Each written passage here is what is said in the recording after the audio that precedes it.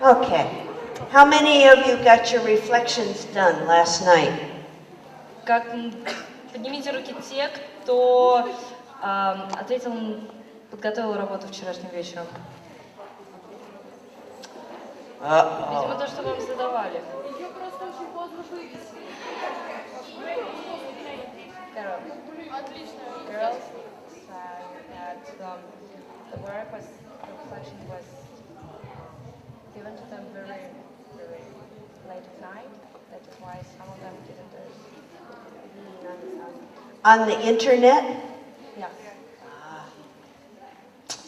Well, maybe you need to take a picture of it with your phone today. Кэрол советует вам сегодня сделать фотографию того, что вам необходимо сделать. If you don't get it posted till the next day, that's okay. И если вы не разместите это на следующий день, то ничего страшного. How many of you did some curiosity kinds of inquiry yesterday? Какое количество из вас сделало вчера необычную исследовательскую работу?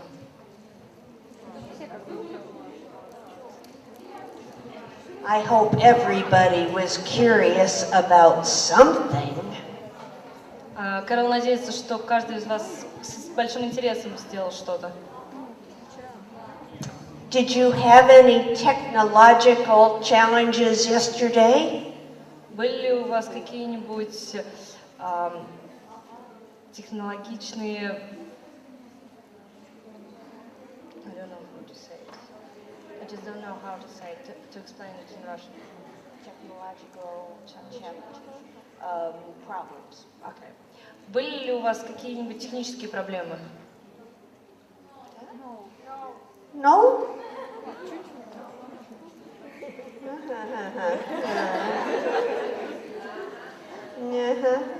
Okay. Didn't have to be in class. Вы были вчера в классе? How about, let me see. Did you have to try anything more than one time? Вы попробовали что-нибудь сделать больше, чем один раз? Some of us are perfect. Некоторые из вас потрудились на славу. Not me. Но не Кэрол.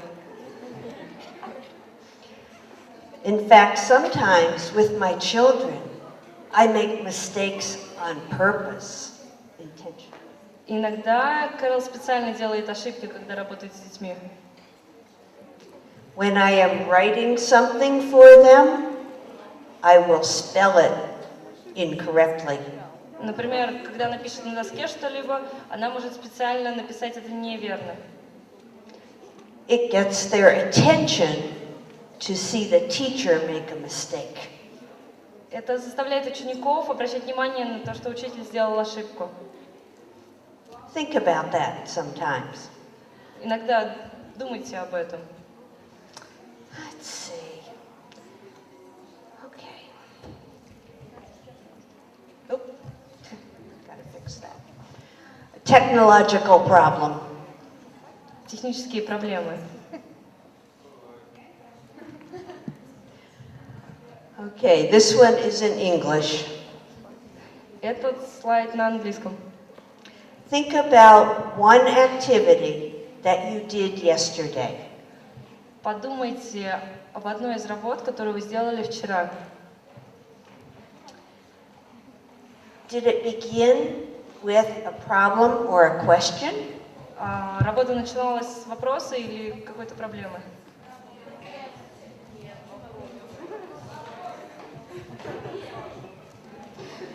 If it didn't, you were not listening.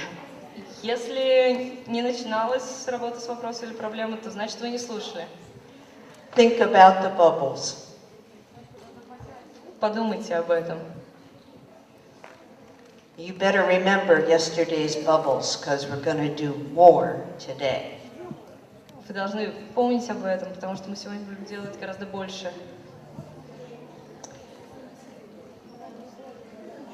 Did you think of a possible solution to your problem? Вы рассматривали возможный ответ или решение для вашей проблемы?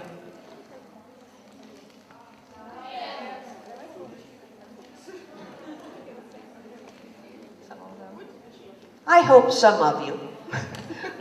Она надеется, что хоть кто-то. Did you think about trying to blow one bubble? Вы пытались взорвать один из пузырьков? Did you try different ways to blow one single bubble? Вы использовали различные методы для того, чтобы лопнуть один единственный шарик?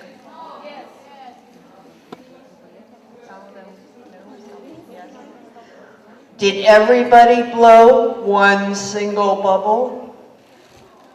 Вы все взорвали хотя бы один шарик? No. I wonder. Она удивлена. Взорвали или надули? Да. Вы не взрывали. Sorry. Это моя ошибка. Да, надули. Sorry. Some of you got good single bubbles. У каждого из вас был шарик. Some know you need to keep trying. Некоторым придется продолжать попытки. If you got a single bubble, then your idea worked. Если вы смогли надуть один единственный шарик, то ваша идея сработала. In your group, was there discussion about how to do it? Были ли обсуждения в ваших группах, как сделать это лучше?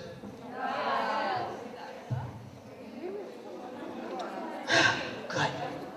Хорошо? Хорошо. Хорошо. I'm trying. Она пытается говорить по-русски. Okay, today's agenda. Сегодняшнее задание. Would you please read it, Katya? Окей. Вам необходимо будет обсудить задание, узнать основную тему, то, по которой вы будете сегодня работать.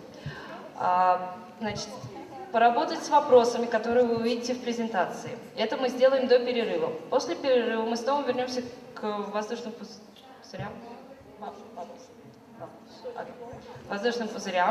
Затем мы с вами обсудим историю о клоунах, сделаем качели, займемся их балансировкой, и потом мы с вами немножко побеседуем и послушаем, что вы можете нам сказать об этом.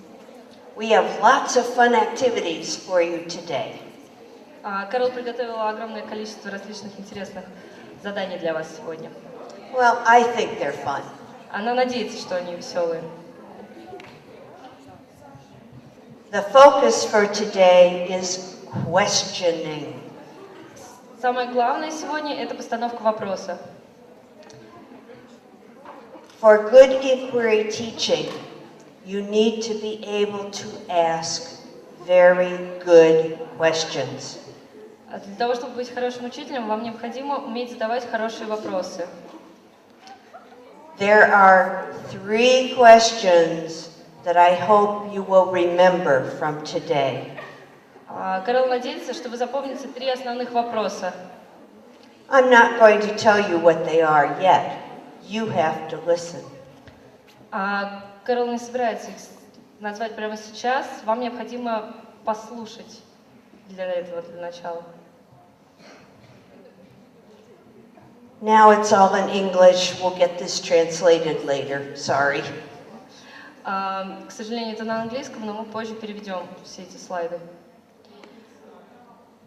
What part do questions play in the inquiry process with children?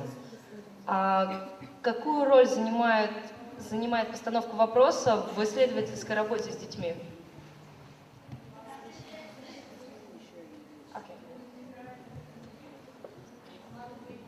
Well, they are very, very important. Постановка вопроса очень важна для исследовательской работы. We say that questions are what inquiry is built upon. Считается, что постановка вопроса — это основа, а уже исследовательская работа построена на этой основе. Without questions, there probably will be no inquiry. Без постановки вопросов не будет исследовательской работы. Sometimes you ask yourself those questions. Иногда вы задаете вопросы сами себе. And sometimes they come from someone else. Иногда вы получаете вопросы от кого-то еще.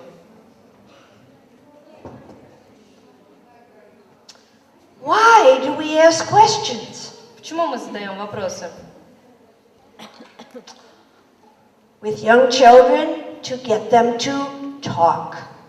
С младшим школьникам мы задаем вопросы для того, чтобы научить их говорить. To develop their knowledge and their skills. Чтобы развить их знания и навыки. To help guide the activities. Научить их выбирать то, чем они хотят заниматься. In other words, to help with the directions. Помочь им в выборе направления. To identify problems. Для того, чтобы выявить какие-то проблемы.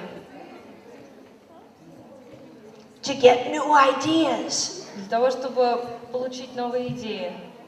How many times have we said, what else?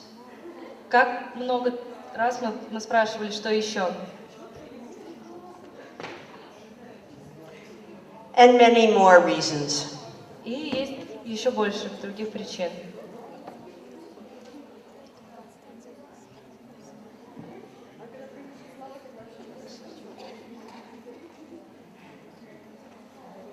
Oh, we have a technological problem. Извините, у нас снова техническая проблема.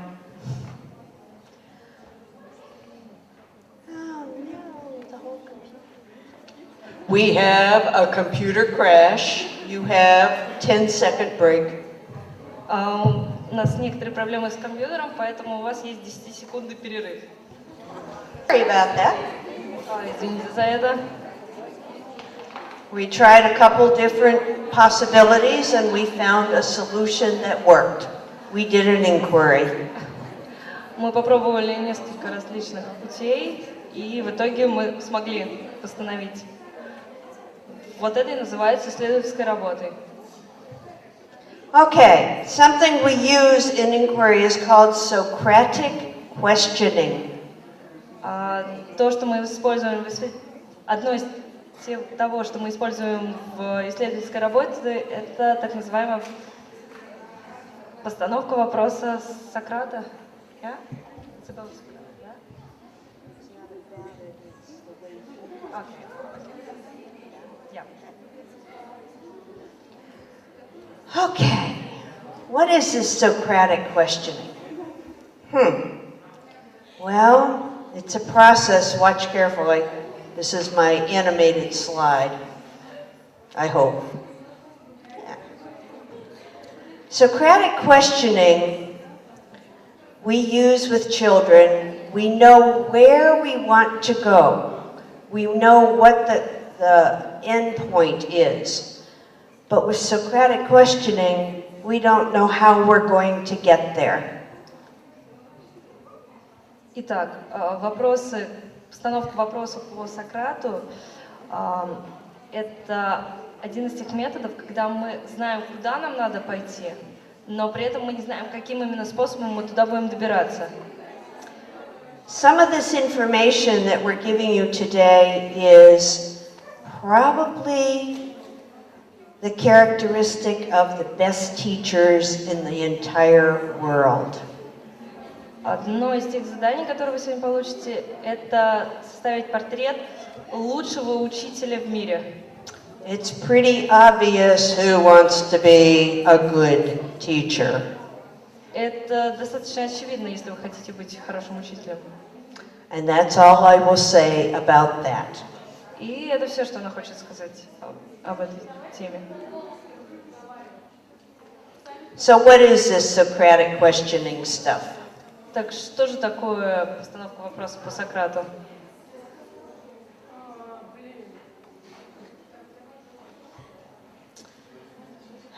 This is a long one. It's a flexible tool. Это удобный способ. What it does is it lets the people that are doing it explore new ideas. Этот способ позволяет людям исследовать, искать новые идеи. It helps them to build on ideas they already have. Это позволяет выстраивать знания на идеях, которые у них есть. It helps them remember things. Это помогает запоминать какие-либо вещи. And it helps the teacher to understand what the children know so far. И это помогает учителю выяснить, что именно уже знают дети. It involves the teacher and the student, or sometimes two students. Этот метод вовлекает в работу учителя и ученика, иногда даже двух учеников.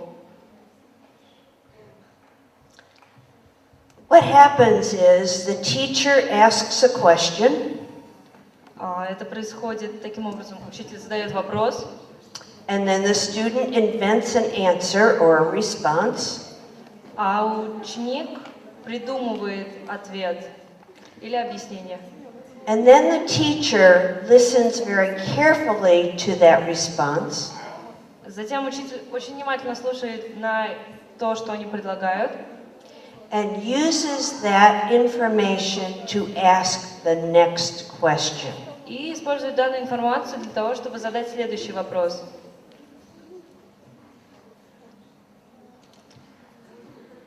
Let's have a little example. Обратите внимание на пример.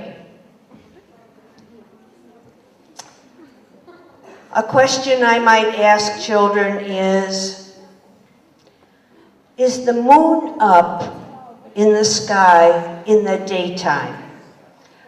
Вопрос, который можно задать ученикам, например, встает ли Луна в середине дня? Бывает ли Луна на небе в середине дня? How many of you saw the moon last night? Сколько людей видели Луну вчера вечером? Кто из вас видел вчера вечером Луну? You did your homework. Good job.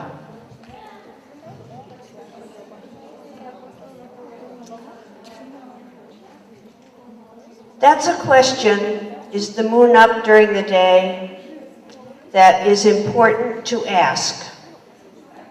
Это очень важный вопрос. Спросить, есть ли Луна днем на небе? It's amazing to me how many people think the moon is only in the night sky. Для Кэрол это очень удивительно, что многие люди считают, что Луна появляется только ночью. Not only children, but adults. И не только дети так считают, но и взрослые тоже. I hope you've all seen it during the day. Она надеется, что вы видели Луну днем. So the student hears that question that I asked, and they will invent a response. Probably, nah, it's only up at night, or Кэрол задает вопрос, а ученики придумывают ответ. Например, что Луна появляется только ночью. or some might have seen it and say, sometimes it's up in the daytime. А некоторые, например, говорят, что я видел Луну днем. So I hear those responses and I come up with my next question. Итак, она слышит ответы и спрашивает, придумывает новый вопрос. How could we find out? Как мы можем это выяснить? Well, they will give me some ideas. Итак, ученики предложат некоторые идеи. Maybe they'll say, we could go look. Они, например, могут предложить пойти и посмотреть. Well, I've planned this ahead. Remember, I know where I want to get at the end. Итак, Кэрол планирует то, что должно происходить, потому что она знает, что должно получиться в итоге. So we take a field trip. И таким образом они организуют путешествие, поездку за город.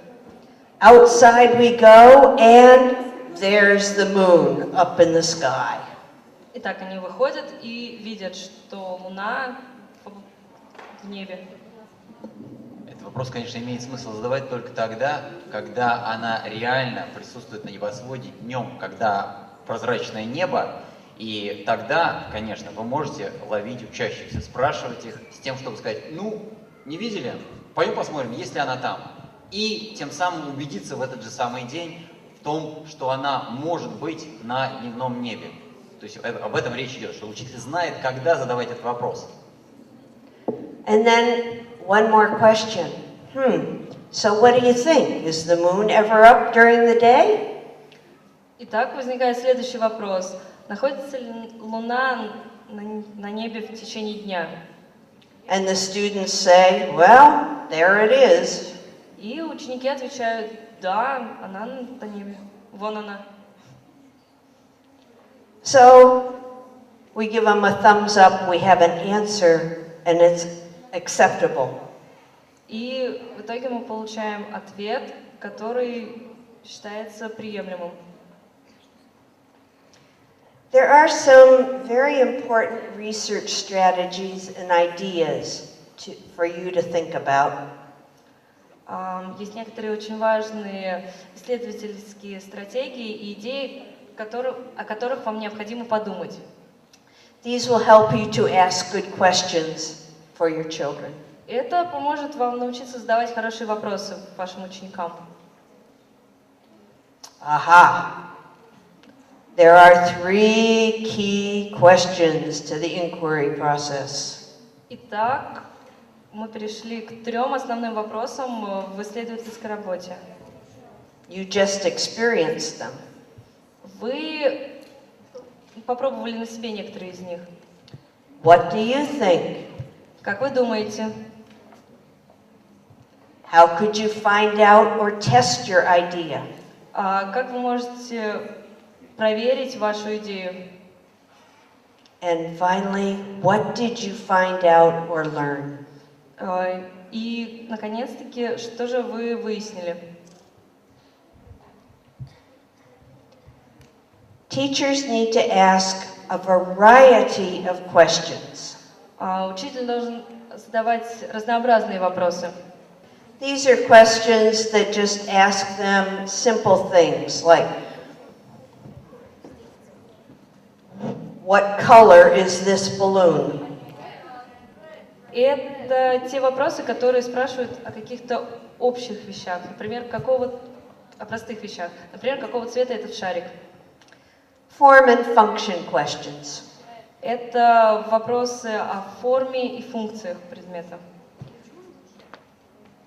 Simple recall. Так называемый простой ответ. But where we want to go are to the higher level, the abstract questions. Но нам с вами необходимо прийти к более сложным вопросам, вопросам абстракции, обобщенным вопросам. A question like, what could a balloon be used for? Вопросы такого типа, для чего мы использовали данный шарик? Are all balloons the same? Все ли шарики одинаковые? We're getting more abstract. То есть мы занимались более абстрактными вопросами. There's another way to look at these 3 questions. Есть другой способ взглянуть на эти вопросы. It helps to explain the sorts of questions that we would ask. Это помогает описать все типы вопросов, которые мы будем задавать. We have first the clarifying questions. Первый вопрос, который у нас есть, это уточняющие вопросы. These are those concrete questions. Это конкретные вопросы. They help the children to remember things and to develop content. Это помогает ученику запоминать вещи и развивать содержание. These are the what do you think questions. Это так называемые «что вы об этом думаете» вопросы. Next we have the focusing questions. Следующие – это вопросы, которые фокусируют внимание. This is where the children begin to test their idea. Это тот период, когда они начинают пробовать свои идеи, проверять свои идеи. We begin to think about how we could find out. Мы начинаем задумываться, какое решение мы можем найти. And then the highest level, the abstract questions, are summarizing. И, наконец, мы дошли до самых сложных вопросов, вопросов абстракции. Они связаны с суммированием знаний.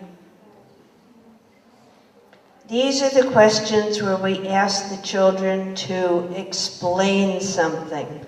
Эти вопросы мы задаем, когда хотим, чтобы ребенок объяснил что-то.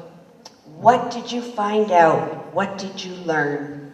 Что же ты выяснил, что ты выучил, чему научился? So why are we asking all these questions? Зачем же мы задаем все эти вопросы?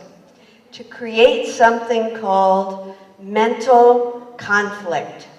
Мы задаем эти вопросы для того, чтобы создать конфликтную ситуацию.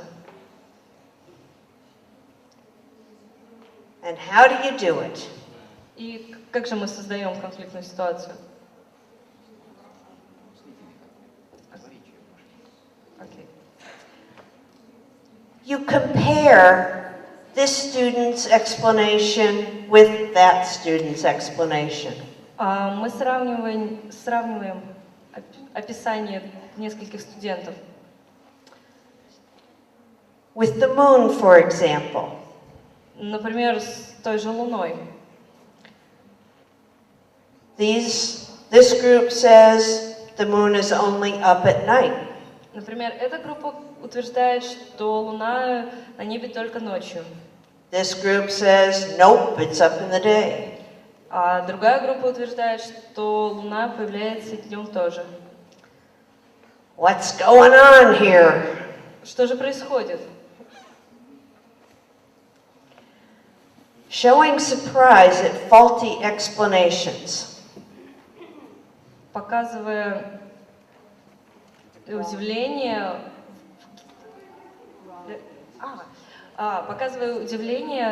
в ситуации, когда объяснение не верно. Не просто не верно, а когда оно просто какое-то глупое, несуразное объяснение, учитель тогда вот эмоционально на него реагирует.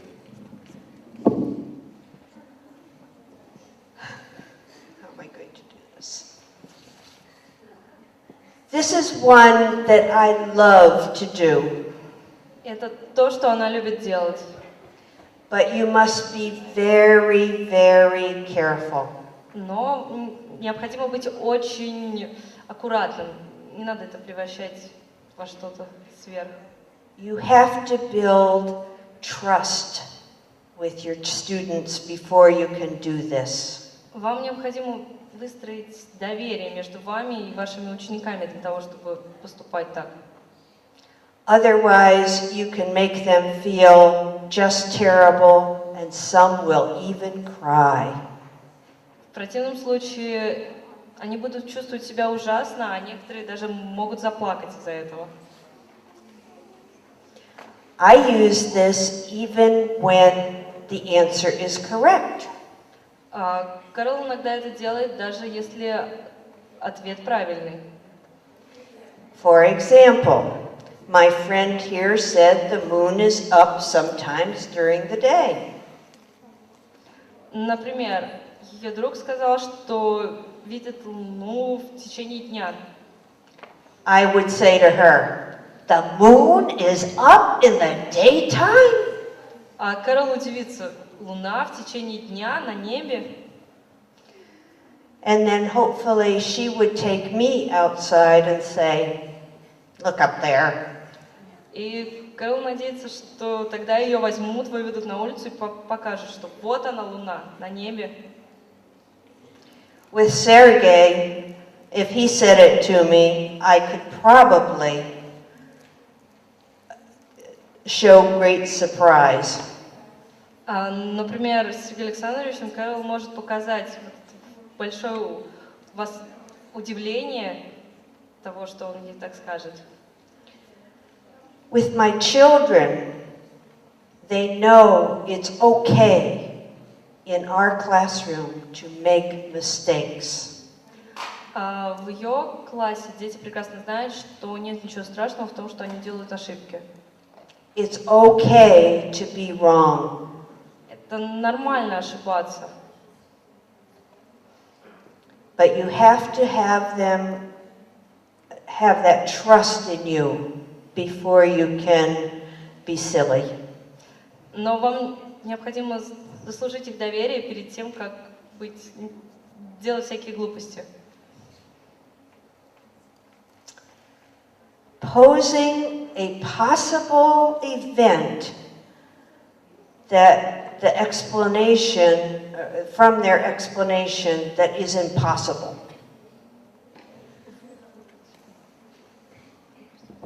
Если объяснение какое-то невозможное, нереальное, да, то в этом случае pause это пауза, да? Pause or break? Pause. Pose. Suggest. Give an example. Ну вот, значит, разного рода предложения, они вполне могут применяться в тех случаях, когда, значит, какой-то ученик, например, высказывает что-то такое несуразное. То есть учитель может не только отреагировать удивлением, вот, если есть доверие к нему, и если он не боится запугать и загнать вопросы обратно внутрь детей на всю дальнейшую оставшуюся жизнь, да, вот, то тогда он может еще другую технику использовать. Ну, например, там, делать некоторые высказывания, предлагать некоторые высказывания в этом случае.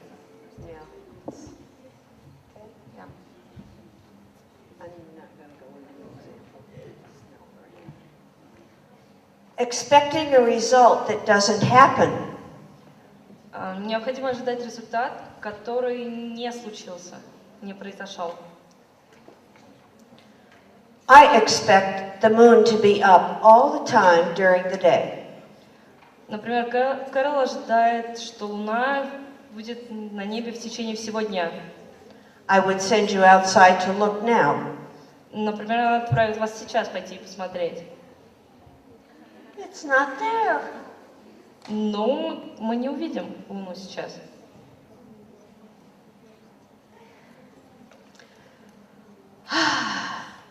This one is very important for all of you with your phones and your iPads and your Wikipedia. Этот пункт очень важен для вас со всеми вашими гаджетами, айфонами и Википедией. I'll give you an example. Hopefully we can get this translated. Кэрол приведет пример, и мы постараемся его перевести.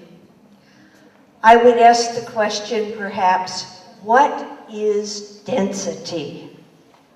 Например, она даст вопрос, что такое плотность вещества?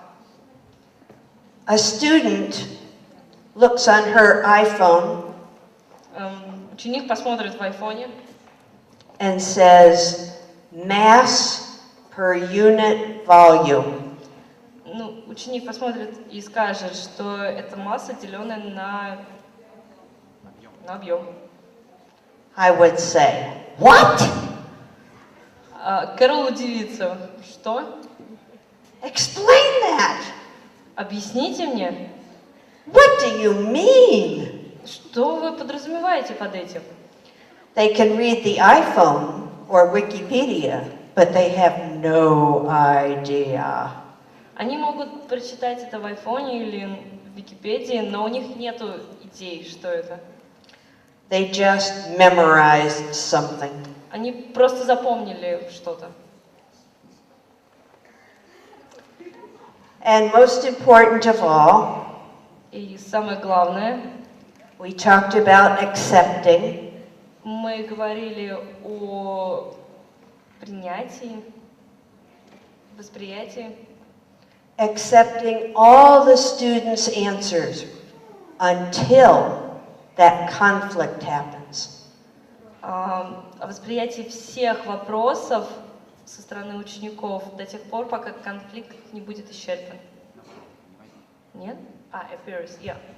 Ну, то есть мы выслушиваем ответы учащихся, не игнорируя ни один ответ. И в какой-то момент у нас возникает конфликт разных ответов, и за это учитель, конечно, мгновенно цепляется, как за соломинку.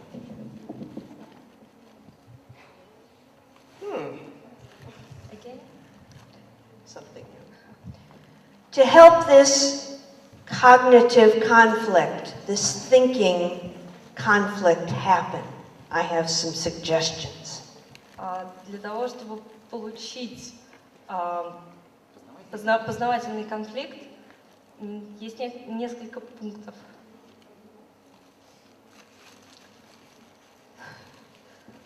Asking very simple, direct questions. Необходимо задавать простые, прямые вопросы. Is the moon up during the day? Например, есть ли луна на небе в течение дня? That's a simple, direct question. Это пример простого, прямого вопроса. Less simple would be, well, when is the moon up? Самый простой... Less simple. Более сложный вариант будет спросить, ну, а вот когда Луна бывает на небе? Это пример более сложного, не такого прямого вопроса. The next one is that variety of questions. Следующее – это необходимо задавать разнообразные вопросы. Do you always start with the lowest, the concrete? Всегда ли вы начинаете с простого, конкретного? Are all your children in your class going to be at the lowest level? Или ученики в вашем классе так и останутся на самом нижнем уровне? I hope not. Usually you have some up here and some here and some down there. Обычно в классах есть более сильные дети, дети со средними знаниями и более слабые дети. I often start with the highest level question. Кэрол обычно начинает с более сложных вопросов. And the kids all look at me like, А дети на нее смотрят вот с таким взглядом. so then we back down and we start a little lower. И поэтому приходится начинать с более простых вопросов. This is a teacher technique. Write this one down. It's really important. Сейчас Кэрол скажет учительский прием, который вам необходимо записать. If I say, Sergey, what is whatever? Если Кэрол спросит у Сергея Александровича, что это такое? Нет, смысл вот в чем. Учительская техника стоит в следующем очень простом приеме. Вы вначале формулируете вопрос, а только потом называете имя ученика, от которого хотели бы получить ответ.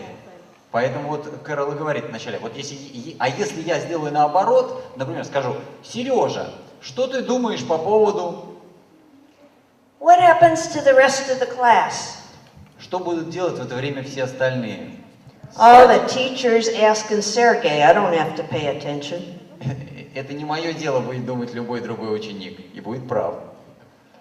Very simple. Just ask the question, then call on the students. Все очень просто. Сначала необходимо задать вопрос, а уже затем вызвать ученика. Again, accepting everybody's answers. Опять необходимо выслушивать все ответы. Asking for evidence. Необходимо просить подтверждать их точку зрения. Or Или examples. приводить пример.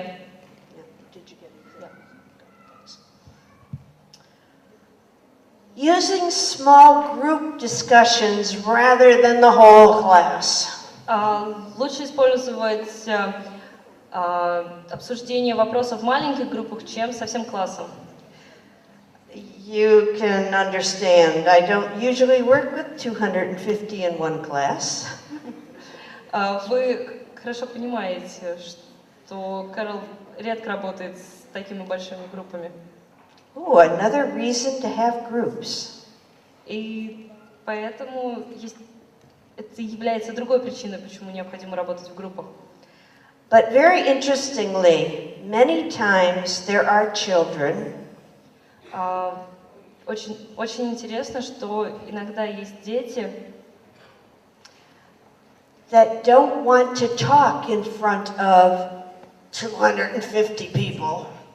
есть такие дети, которые не хотят говорить перед большой аудиторией. Or even their class of 25 or 30. Даже если это класс из 25-30 человек. But they will talk when they have maybe 4 or 6 people. Но он будет обсуждать тему, если он будет находиться в группе из 4-6 человек. And everybody gets a chance when it's a small group. И у каждого есть возможность высказаться, когда они работают в маленьких группах. If I wanted to, well, and I would like to, hear everybody's response, it would take 3 weeks. Если бы Кэрол хотела услышать все ваши ответы, то нам бы потребовалось как минимум 3 недели. Or longer. Или гораздо больше. Here's an interesting one. Еще один интересный пункт. Wait 3 to 5 seconds before you go on. Необходимо подождать 3-5 секунд перед тем, как вы перейдете к следующему. Имеется в виду, дайте паузу, возможность детям подумать 3-5 секунд, прежде чем вы дадите им слово ответить. Вы задали вопрос, начали считать. 1, 2, 3, 4, А потом называешь 5. имя ученика? И только потом.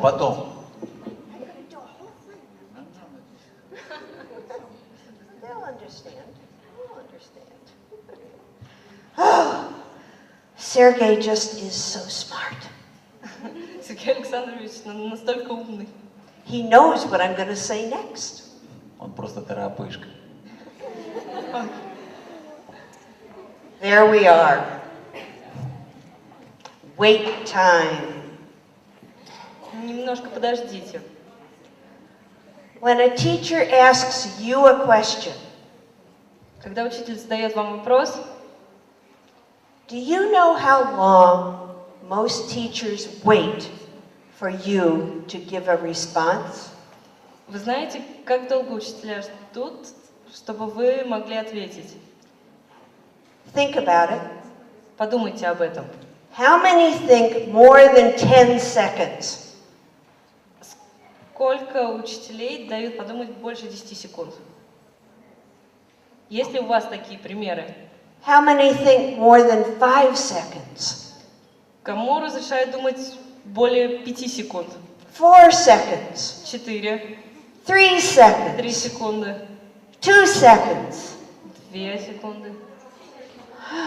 How long do you think Как, teachers wait? Tell me. как долго вы ждете, пока учитель ожидает ответа? The girl says about 15 seconds. 15? 15. 15 seconds. Wow, okay. Anybody think a different number? У кого-нибудь есть? 1 minute. 1 minute waiting for an answer. Whew. 1 минута для ожидания ответа, это что-то.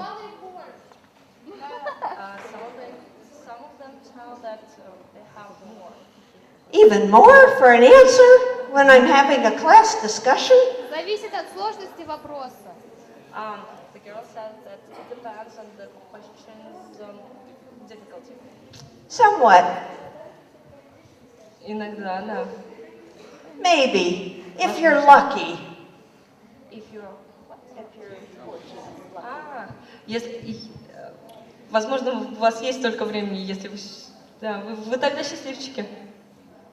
There has been much research on how long teachers wait for a student to respond. Да. Было сделано достаточно много исследований научных, которые считали время, паузы, которые дает учитель, время ученикам подумать. То есть есть научные исследования на эту тему. Сейчас результаты нам скажут. I haven't heard anybody that was even close to what the researchers found. Кэрол не нашла ни одного учителя, который бы выдерживал близкое время. В общем, ни одного ответа среди вашего нет близкого к результатам этих исследований. Not even 1 second. Даже, например, 1 секунда. About half of 1 second. То есть результат исследований таков. Среднее время на ответ учащемуся учитель дает полсекунды. Меньше секунды, заметьте. И это статистика. Это не придумано. Let me demonstrate. Кэрол вам сейчас продемонстрирует это. Katya, what's the moon made out of? Sergey. That's the way it goes most of the time. Итак, Кэрол спросил меня, из чего сделана Луна. Я не смогла ответить, она перешла к Сергею Александровичу. И не смогла, она просто сразу спросила и меня о том же. Потому что ей дали на ответ где-то там 0,1 секунду, 0,03 может быть секунды, да? Меньше, чем даже нормальный учитель дает нормальному учащемуся. Just awful. Это ужасно. You don't have any time to think. У вас нет времени, чтобы подумать. I had a child before I knew about this. I asked a question. His name was Leon. У нее был ученик по имени Илья, которому она задавала вопросы до того, как она узнала об этом исследовании. We were in grade 6. Он был в 6 классе. And I asked a question. И она спросила у него. And Leon just looked at me. И он просто посмотрел на нее. So then I asked Andre. И затем она спросила Андрея. And Leon said to me, "Wait, teacher, I'm thinking." И Лиам мне сказал: учитель, подождите, я думаю. I then learned about wait time. Только после этого она выучила о том, что необходимо ждать. Okay, I'm going to show you how long I can wait for you to respond. Кэрол постарается показать, как долго она может ждать ответ. And then we'll talk a little bit about why it's important to wait. А затем мы побеседуем о том, насколько это важно ждать. A question. Вопрос. Why do we have Nobel Prize winners for physics? Почему? Зачем нам нужна Нобелевская премия по физике?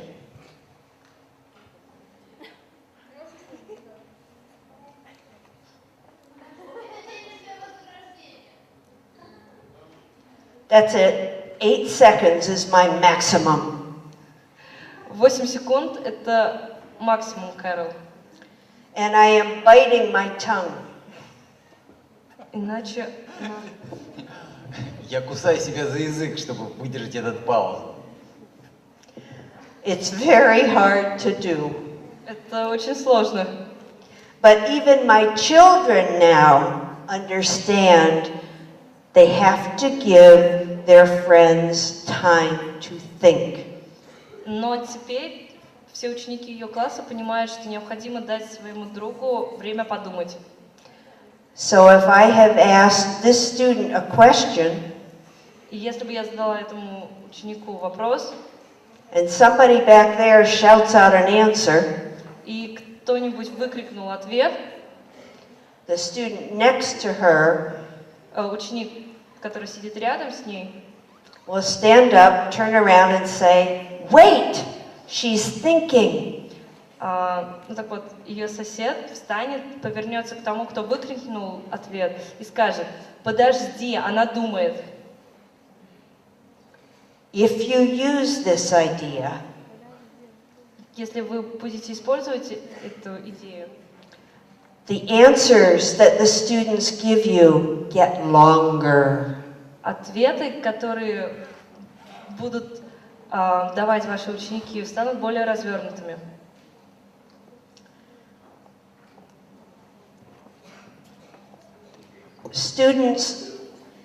Less students will not be able to respond.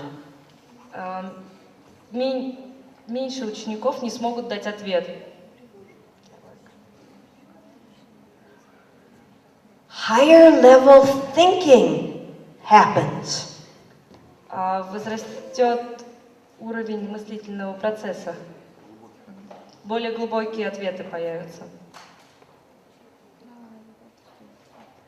And very important, И очень важный пункт. the contributions to the discussion of the less able students goes way up. И участие более слабых учеников во всем этом процессе возрастет. Credit for much of this research goes to Mary Budd Rowe. Большинство исследований принадлежит Мэри Батроу. So what's the teacher's job? Так какова же работа учителя? The teacher in an inquiry classroom is not the wise man that just tells everybody everything. В исследовательской работе учитель не тот человек, который стоит и просто не тот мудрец, который вещает детям. We call the teacher a facilitator or a coach. Мы называем учителя помощником. Think of the coach on the soccer team. Подумайте о тренере в футбольной команде. We encourage students. We want them to learn. Мы вдохновляем учеников, мы хотим, чтобы они учились. We do this by having an environment where it's okay to make a mistake. Все это делается в среде, где ошибка – это нормально. We build that trust where the students know it's okay to try out a new idea, even if it's wrong. Мы учим детей доверять учителю, что показывать и представлять новые идеи – это нормально и это хорошо для них самих. We encourage the students. Мы вдохновляем учеников. Keep trying. You can do it. Продолжай пытаться, ты можешь это сделать. And we listen to what they are saying. И мы слушаем то, что они говорят. I think I'll tell you a little story. Кэрол расскажет вам маленькую историю. I am the oldest of 6 children. Она старшая в семье из из 6 детей. I had lots of little brothers and sisters. У нее много маленьких братьев и сестер. Well, only one brother, too many sisters. Ну, на самом деле, один маленький брат, а все остальные сестры. I am very good at not listening. И она очень хороша в том, что не умеет слушать. I have to study for my tests and exams. И ей нужно было подготовиться к экзамену. They can talk to me and I can go, Они могли говорить что-то, а она просто сидела, кивала и продолжала заниматься своими делами. They think I'm listening, but I'm not. Они думали, что Кэрол слушает, но на самом деле она не слушала. I used to do the same thing with my husband's club members. Она проделывала то же самое с друзьями ее мужа.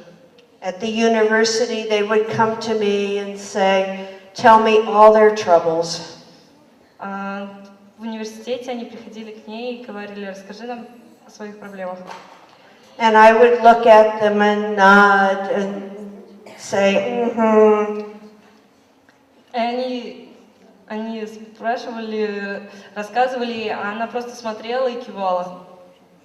But I wasn't listening to whatever they were saying. И она не слушала все то, что они ей говорили. Terrible. Well, Ужасно. my own children. Ее собственные дети, I'm sitting at home doing my thing. она находилась дома и делала какие-то свои дела. My son Kevin was talking to me. Ее сын Кевин разговаривал с ней. I was doing my, yeah. И она опять кивала, соглашалась. And my son Kevin said, И ее сын Кевин сказал: Earth calling mom, Earth calling mom. Земля вызывает маму, земля вызывает маму. Sometimes it takes a hard lesson to learn to listen. Иногда это очень сложно научиться слушать. It can be hard to listen to all the children. Иногда это очень сложно слушать всех детей. So we have a little strategy that my children know. И у нас есть стратегия, с помощью которой мы этого можем достичь. I am talking to one student. Она говорит с одним учеником. Katya wants to talk to me too. Я, например, хочу тоже поговорить с Кэрол. Katya knows, put your hand on my arm. Необходимо положить мою руку ей на руку. And I keep talking to the first student. А она продолжит разговаривать с первым учеником. From time to time, I won't say anything, I'll just pat her hand. Время от времени она будет похлопывать меня по руке, не говоря ни слова. She knows when it's her turn, I will listen to her. И я прекрасно понимаю, что как только наступит моя очередь, со мной поговорит Кэрол. Sometimes I have 5, 6, 10 children hanging on my arms. Иногда 5, 6, 10 детей так вот вешаются на ее руки. But they all get their turn. Но у каждого из них есть свое время. We have a rule in my class. В ее классе есть правило. Do not interrupt me unless Не перебивайте Кэрол you are bleeding or throwing up. до тех пор, пока у вас не пойдет кровь или вам не станет плохо. Little children like things very clear. Маленькие дети прекрасно это понимают. How do you respond to children? Как же мы слушаем ответы учеников? I call it neutral grunting. Я называю это... I don't know how to explain. I will give you an example. Кэрол даст пример, потому что я не могу, к сожалению, привести.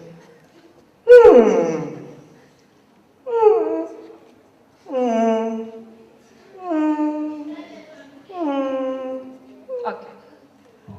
Окей. Пусть будет так. Got it? Я. Okay. It's not positive, it's not negative, it's just acknowledgement. Она не позитивная, не негативная, просто нейтральная. There are some things to be careful of. Есть некоторые вещи, с которыми вам необходимо быть осторожными. This one is really important. The over-positive response. Вот это очень важное, это чересчур позитивные ответы. Perfect. Например, прекрасно, The best. лучший. Why not use those? Почему не стоит их использовать? What happens? Что происходит? If Katya gave me the best answer, are you going to try to? Если я, например, выдам лучший ответ, то почему бы вам не попробовать? Probably not. Но чаще всего это не происходит. The next one comes from your questions. What is the best way to do something? Следующее вытекает из вопроса, как лучше сделать что-то. This tells the child there's only one right answer. Это объясняет ученику, что существует только один правильный ответ. Leading questions. Наводящие вопросы. We'll explain that one. Okay. This is, I want only one answer.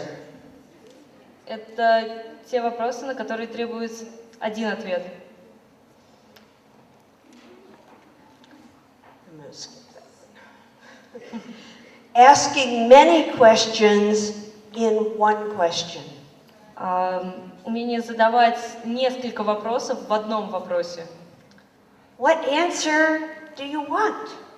Например, какой ответ вам необходим? And this is one that many teachers are guilty of. И последнее, в чем виновны очень многие учителя. A child gives you a response, Ребенок дает ответ, and you repeat it. и учитель повторяет его. I'm sure you have experienced this. Кэрол думает, что вы сталкивались с таким. The teacher asks a question, Учитель задает вопрос, the student gives an answer, ученик дает ответ, the teacher says the answer again. Учитель снова дает ответ. Do the students listen to each other? Слушают ли ученики друг друга? No. В таком случае нет. Yeah. Нет. Why? Because the teacher's going to say it again. Почему? Все из-за того, что учитель уже и так повторил ответ. Why do we do this? Почему мы это делаем? Very often it's because we cannot hear what the students say. Очень часто это происходит из-за того, что мы не умеем слушать то, что говорит нам ученик. And we'll forget and do the repetition thing all the time, but try. И, возможно, вы не сразу забудете повторение, но стоит избавиться от этого.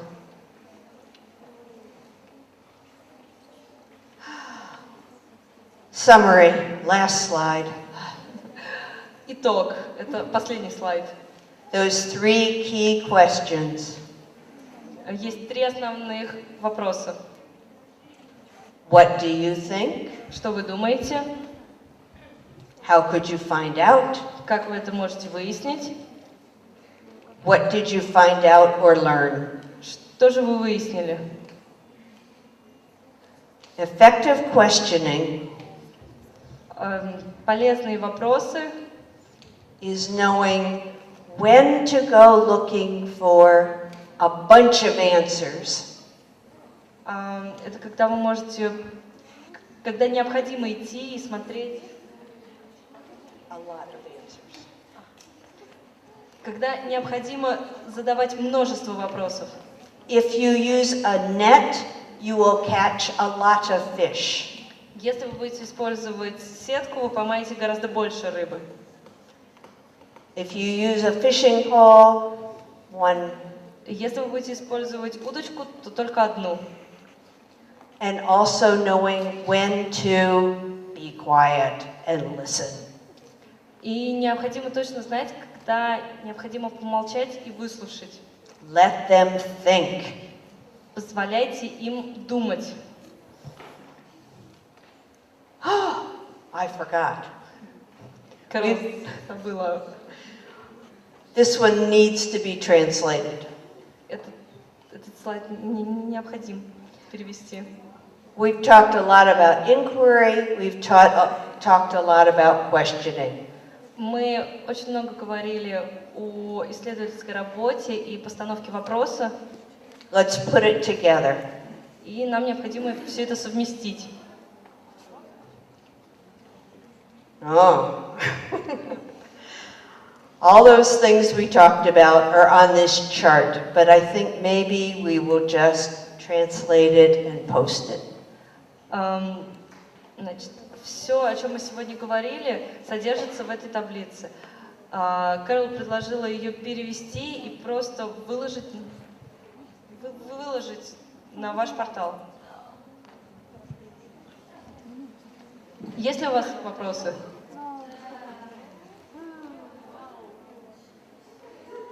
Oh, there you are.